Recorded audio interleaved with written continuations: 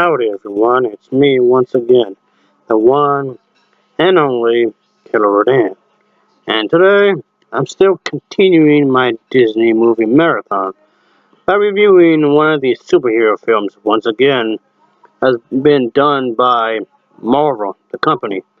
So, for this time around folks, I'm going to be speaking about the sequel. Yep, a sequel folks. Because I'm reviewing Thor, the Dark World. Yes, right folks.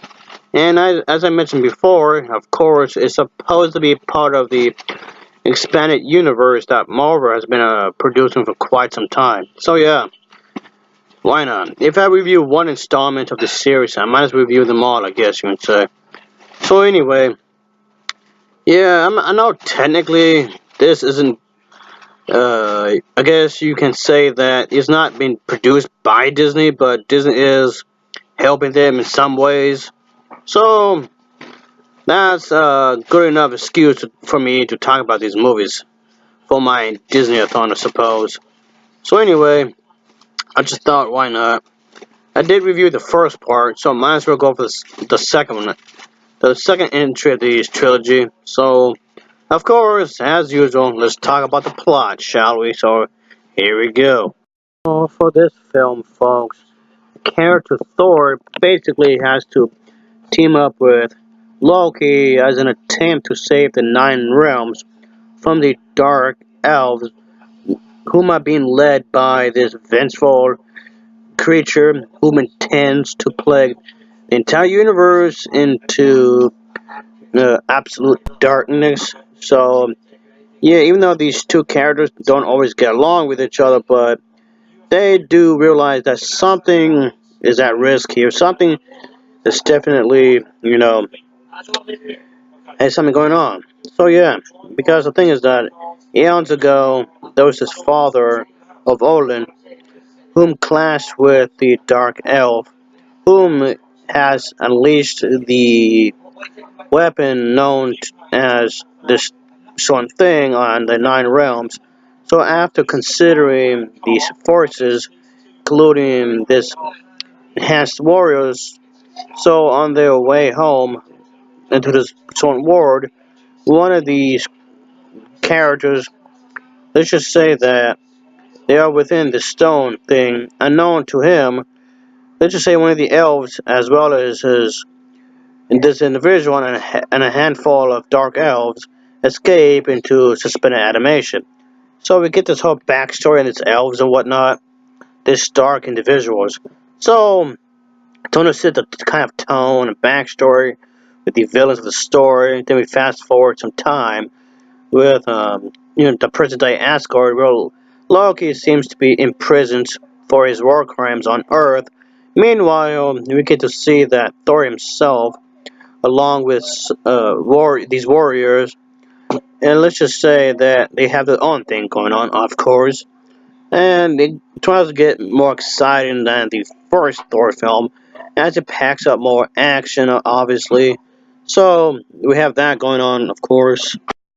Yeah, we still have this whole love story thing going on with this in this movie. So I'm guessing they're just trying to have some consistency with these films, which is totally fine. And I do like that fact that these two characters are supposed to be lovebirds and whatnot. So yeah, that makes the film in some ways pretty interesting. I'm not saying every superhero character has have to have a relationship, but I do think it's a pretty damn cool thing there. So she wasn't really brought up in the other films, which is kind of odd, if you ask me. But anyway, this film was a pretty big success. So, good for them, I suppose. So, that's definitely a good thing, obviously, because let's just say the people behind this movie did get paid a pretty penny. That's for damn sure.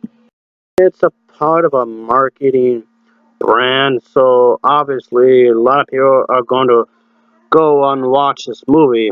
So it's definitely a good thing, folks. I do think that's a positive thing. That it does keep these people in work as employees for these types of movies. So that's definitely a good thing there. The Dark World had its premiere on October 22nd, 2013, at the premiere in London. The film was theatrically released in the UK 8 days later, on October 30th. The film held its North American premiere at some other theater in Hollywood and was released into the US theaters on November 7th of the same year. So for the home video for this movie, it was released by Walt Disney Studios Home Entertainment for digital download on February 4th of 2014, and then on Blu-ray disc and DVD on February 25th of 2014, and then the physical media release includes deleted scenes, expanded scenes, a gag reel.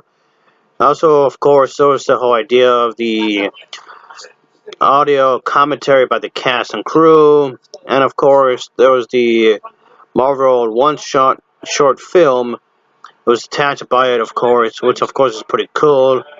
And so yeah, this also was the another release for this movie. The film was also had released collected in a 13 disc box set titled Marvel Cinematic Collection Phase 2 Collection, which included all the Phase 2 films, of course, in the Cinematic Expand universe, and that was released on December 8th of 2015 for fans of this movie. And this movie did get some mixed reviews from the fans. Yeah, some said it was terrible, while others said it was pretty good. Honestly, folks, this film was nowhere near that bad either. I've seen some bad comic books before, and this is far from it. I'm not saying that this film has some deep message behind it, nor am I saying it has to. But for what it's worth, this is an action-packed film with a pretty solid story overall. I liked it, and I do recommend it. So it's worth watching.